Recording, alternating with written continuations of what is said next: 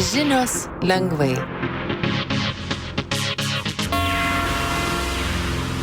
Šiandien žiniose lengvai suprantama kalba išgirsite apie gresiančius pokyčius Lietuvos nacionalinėme radijuje ir televizijoje, Jungtinių Amerikos valstijų ir Rusijos derybas ir apie vežimėlių rankinio čempionatą Lietuvoje.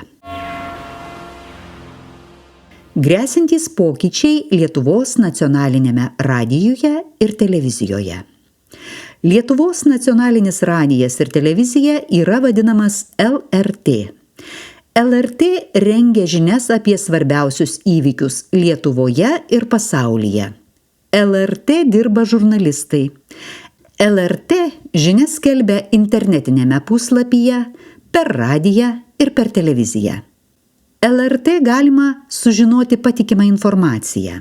Tai reiškia, kad LRT skelbia patikrintus faktus, stengiasi parodyti skirtingas nuomones ir nepalaiko vienos politinės partijos.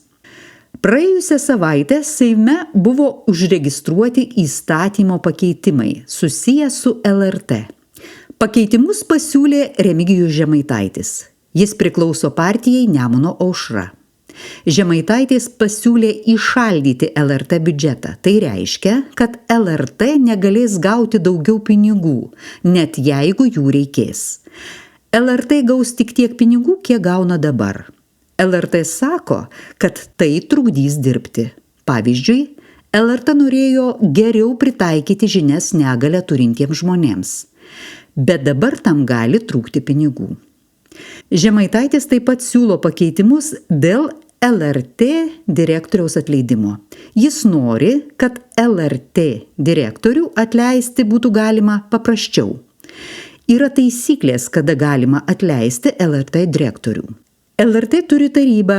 Taryboje yra žmonės, kurie rūpinasi, kad LRT gerai dirbtų. Taryba balsuoja dėl direktoriaus atleidimo. Dabar LRT direktorių galima atleisti tik jeigu tam pritaria daug žmonių taryboje.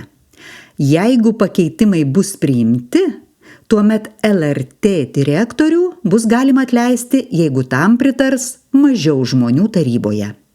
Žurnalistai kritikuoja Žemaitaičio pasiūlymus. Jie mano, kad politikai neturėtų kištis į LRT darbą.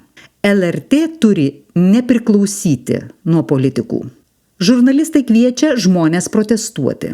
Protestas vyks gruodžio 9 dieną 12 valandą prie Seimo.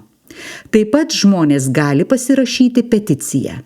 Peticija yra dokumentas, kuriame ko nors reikalaujama iš valdžios. Šioje peticijoje reikalaujama, kad politikai nesikištų į LRT darbą. Jungtinių Amerikos valstijų ir Rusijos derybos. Jau kelias savaitės vyksta derybos tarp Jungtinių Amerikos valstijų prezidento Donaldo Trumpo ir Rusijos. Derybos vyksta dėl karo Ukrainoje.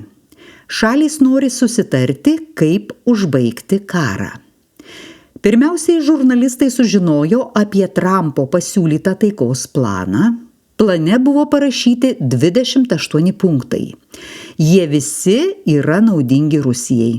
Tai reiškia, kad Rusijai patinka tai, kas yra parašyta plane, tačiau Ukrainai tai nepatinka. Plane buvo parašyta, kad Ukraina turi atiduoti Rusijai teritorijas, turi sumažinti savo kariuomenę ir negali stoti į NATO ir Europos Sąjungą.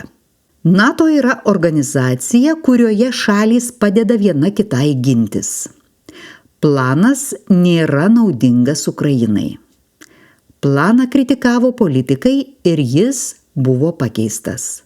Plane liko 19 punktų. Naujame plane parašyta, kad Ukraina gaus daugiau pagalbos, galės turėti didesnę kariuomenę ir turės Rusijai atiduoti mažiau teritorijų. Gruodžio 2 dieną vyko Jungtinių Amerikos valstijų ir Rusijos derybos. Derybos truko ilgai, bet susitarti nepavyko. Rusija nenori atsisakyti jokių savo reikalavimų. Rusija nori, kad Ukraina atiduotų visas teritorijas, neturėtų kariuomenės ir nestotų į NATO. Rusija kaltina Ukrainą, kad ji nenori susitarti, nors iš tiesų susitarti nenori pati Rusija. Vežimėlių rankinio čempionatas. Vilniuje įvyko pirmasis Europos rankinio vežimėliuose čempionatas. Rankinis yra sportas, kuriame žaidžia komandos. Rankinį žaidžia 2 komandos. Viena komanda bando įmesti kamuolį į kitos komandos vartus. Šiame čempionate žaidė žmonės su negalia, kurie yra vežimėliuose. Čempionate Lietuvos komanda įveikė Kroatijos komandą. Kova buvo sunki, buvo daug emocijų, abi komandos rinko vienodai taškų, bet buvo nuspręsta, kad Lietuvos komanda pasirodė geriau nei kita komanda. Vėliau Lietuva kovojo prieš Prancūziją, bet pralaimėjo. Lietuva užėmė 3. vietą. Tai yra geras rezultatas. Čempionate 1 vietą laimėjo Portugalijos komanda. Žinias lengvai suprantama kalba rengė Skirmantė Sakalauskaitė ir Irma Jokštytė Stanevičienė. Žinias vertino Rūta Latvytė ir Lukas Večerskas. Žinias skaitė Lina Žaltauskaitė.